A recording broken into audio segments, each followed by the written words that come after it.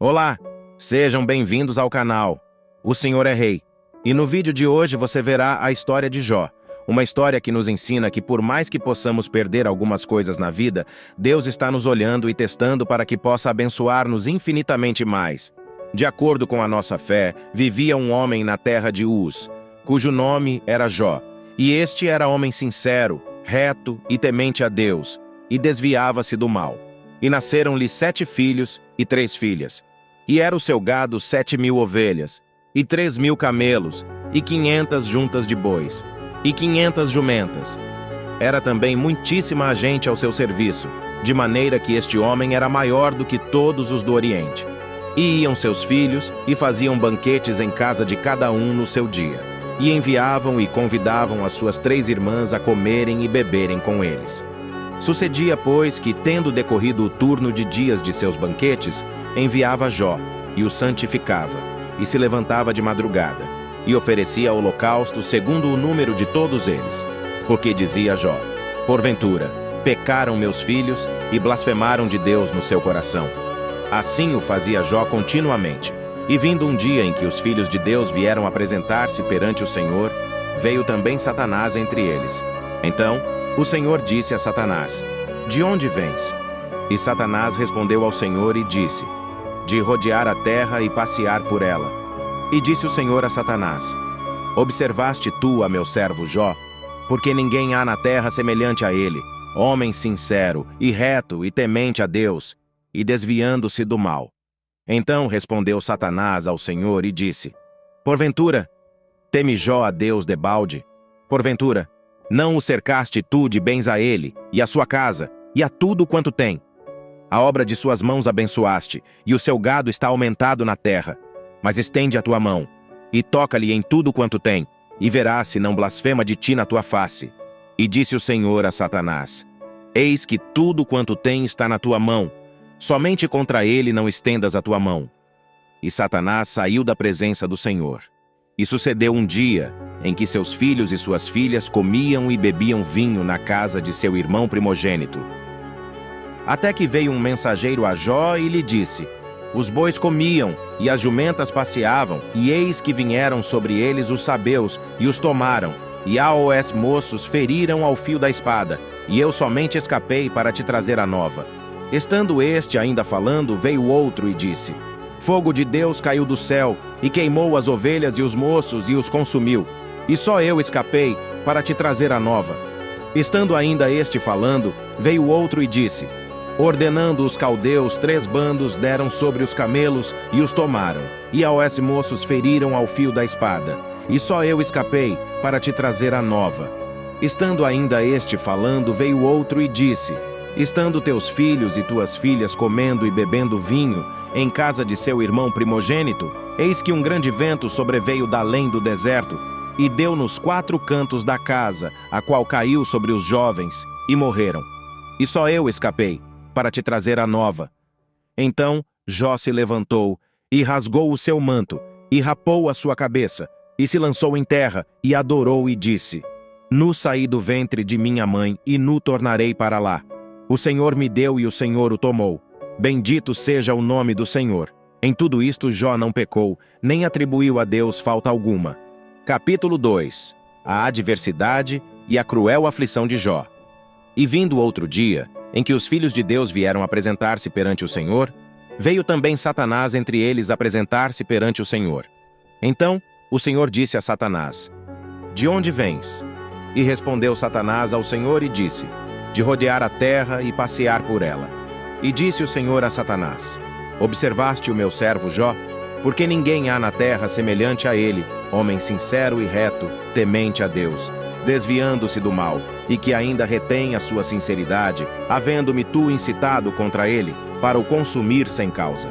Então Satanás respondeu ao Senhor e disse: pele por pele, e tudo quanto o homem tem dará pela sua vida. Estende, porém, a tua mão, e toca-lhe nos ossos e na carne, e verás se não blasfema de ti na tua face. E disse o Senhor a Satanás: eis que ele está na tua mão, poupa, porém, a sua vida. Então saiu Satanás da presença do Senhor, e feriu a Jó de uma chaga maligna, desde a planta do pé até ao alto da cabeça, E Jó, tomando um pedaço de telha para raspar com ele as feridas, assentou-se no meio da cinza. Então sua mulher lhe disse: Ainda retens a tua sinceridade? Amaldiçoa a teu Deus e morre. Mas ele lhe disse: Receberemos o bem de Deus e não receberíamos o mal? Em tudo isto não pecou Jó com os seus lábios.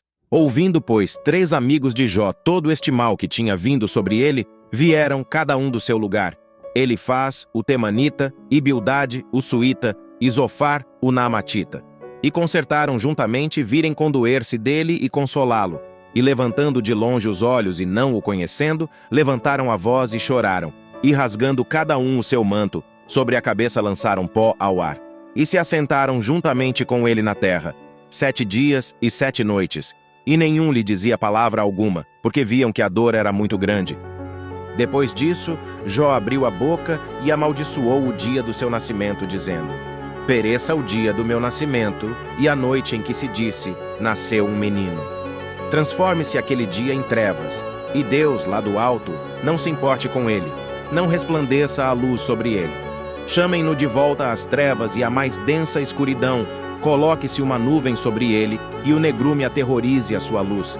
Apoderem-se daquela noite densas trevas, não seja ela incluída entre os dias do ano, nem faça parte de nenhum dos meses. Seja aquela noite estéril, e nela não se ouçam brados de alegria. Amaldiçoem aquele dia os que amaldiçoam os dias, e são capazes de atiçar o Leviatã. Fiquem escuras as suas estrelas matutinas, espere ele em vão pela luz do sol e não veja os primeiros raios da alvorada. Pois não fechou as portas do ventre materno para evitar que eu contemplasse males.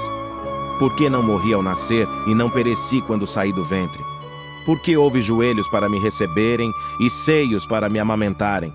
Agora eu bem poderia estar deitado em paz e achar repouso junto aos reis e conselheiros da terra, que construíram para si lugares que agora jazem em ruínas, com governantes que possuíam ouro, que enchiam suas casas de prata. Por que não me sepultaram como criança abortada, como um bebê que nunca viu a luz do dia? Ali os ímpios já não se agitam, e ali os cansados permanecem em repouso. Os prisioneiros também desfrutam sossego. Já não ouvem mais os gritos do feitor de escravos.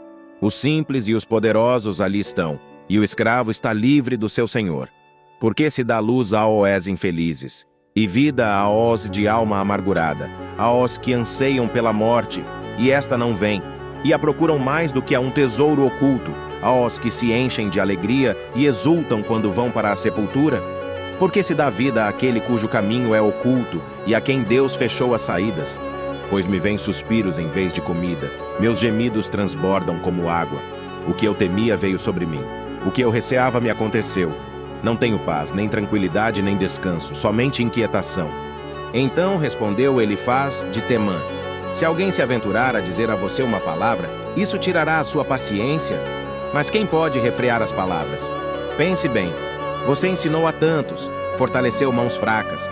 Suas palavras davam firmeza aos que tropeçavam.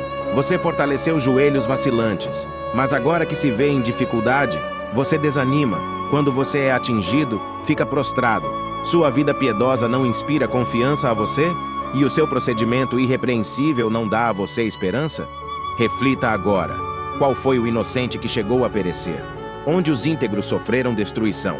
Pelo que tenho observado, quem cultiva o mal e semeia a maldade, isso também colherá. Pelo sopro de Deus são destruídos. Pelo vento de sua ira, eles perecem. Os leões podem rugir e rosnar, mas até os dentes dos leões fortes se quebram. O leão morre por falta de presa, e os filhotes da leoa se dispersam. Disseram-me uma palavra em segredo, da qual os meus ouvidos captaram um murmúrio. Em meio a sonhos perturbadores da noite, quando cai sono profundo sobre os homens, temor e tremor se apoderaram de mim e fizeram estremecer todos os meus ossos. Um espírito roçou o meu rosto, e os pelos do meu corpo se arrepiaram. Ele parou, mas não pude identificá-lo. Um vulto se pôs diante dos meus olhos, e ouvi uma voz suave, que dizia: Poderá algum mortal ser mais justo que Deus? Poderá algum homem ser mais puro que o seu Criador?